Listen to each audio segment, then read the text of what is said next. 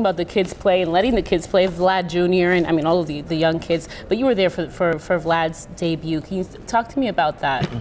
You know, I was impressed by Vlad, all that pressure, the press, and how he reacted to it, and he was, you know, humble, and he's just a good kid, you know. He was raised in the big leagues, and it showed, you know, how relaxed he was, and you know, right now he's having a great off season. He's working hard, and he's going to have a good year this coming year. I've seen he's lost a couple of pounds. He looks more trim. Yeah, and he's working hard at it, and you know, he ran out of gas a little bit last year because it's a long year, young guy, but this off season he's doing a great job with his workouts. And what about his performance during that home run derby? A lot of people counted him out, and I was the one really nervous watching it because I didn't want him to pull anything because that was a lot of swings, you know, but that tells you his power. He just got big time power. Yeah, now we do something called Dugout Debates on our show.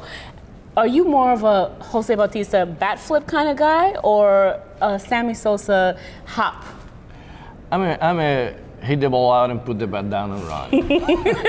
But if you flip the bat, that doesn't really bother me. Yeah. You know what I'm saying? So just hit the ball and go.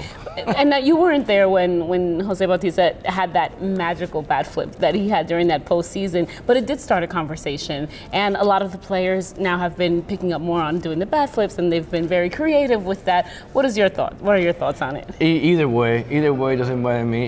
If it bothers you, just make a better pitch so that people don't go deep on you. You know what I'm saying? So yeah, either way is fine with me. Being a Latino, being able to speak both languages, English and Spanish, with so many Latino players, you played growing up, coming through the system. How have you seen the chemistry change in the clubhouse, being able to speak multiple languages? I think it helps. It helps, and I knew how it helped me when I came to the States and I spoke no English. So, you know, when you found somebody who speaks your language, it makes it a lot easier, you know, to talk and communicate. And I think that helped our guys, you know, whenever they came into my office, they were comfortable talking Spanish. So that helps a lot. What was probably one of the most difficult things for you through going through minors to the big leagues? You know, the ups and downs, you know, and you know, of a big league season, it's a long year, and, you know, and talking to the press twice a day, and it's an adjustment that I had to make. But now, you know, it's all good. It's fun, and I don't take my job for granted. I'm very lucky to be managing the Toronto Blue Jays. Having been a player and now a manager, what's your advice to the young guys that come in? As a coach, for coaches? Yeah, I mean, I'm just keep working hard. You never know. If it happened to me, it could happen to you. You know, I was in the minor leagues for 18 years, you know, coaching in the minor leagues, and all of a sudden I got a chance to manage in the big leagues, and you know, and with the Blue Jays, you know, which is a beautiful spot. I mean, if you've never been to Toronto, you have to go. It's a beautiful city. The diversity of that town, it's awesome. They even got a salsa club, which I love. And I'm there all the time. Yeah. So you're a salsa guy? Oh yeah, I'm a salsa guy. Okay, you got the steps down. If anybody wants to learn some salsa, they can go to Charlie Montoyo. Yeah. So one of the best things that happened to me was that when I got the job, I got to play with Mark Anthony a little bit. He came to my office, and I played the drums with him. So that was one of my best moments of the year. Oh, amazing! So we're gonna have to go to Toronto, and we're gonna have to go play some salsa and some drums with Charlie. Yes. Is okay? You down for that? Yeah. All right, that's good. Thank you so much for being here with us, Charlie. Thank you. And good luck on this next season. Yeah. Let me ask you a question. Just on your journey. So when you started and you came over to the States, talk a little bit about like what were some of the biggest challenges that you faced how old were you, and what were some of your biggest barriers? Yeah.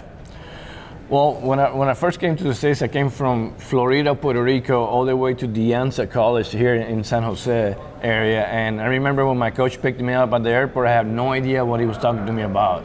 And then they put me with an American family who spoke no Spanish. And I remember the first day that I was at that house, I was starving, I couldn't say anything. And I started walking, trying to find a McDonald's or something, and I got lost. It took like 3 hours for them to find me. So I've gone through everything, you know, and then my English was getting a little bit better, and then I got transferred to Louisiana Tech.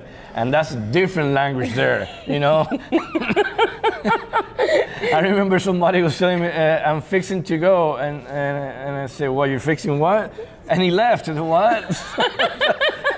So, you know, so I know how our kids that come up with no English, you know, I know how they feel, you know. So what was the first thing you learned how to order? a cheeseburger probably, you know, or chicken. Yeah. Oh my goodness. Thank you. Yeah. That's quite an experience. Yeah. Sorry. We put your pieces in. Oh yeah.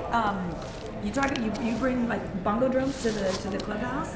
How is that like received by not only obviously the Latino guys, but everyone? What does that do for kind of clubhouse culture?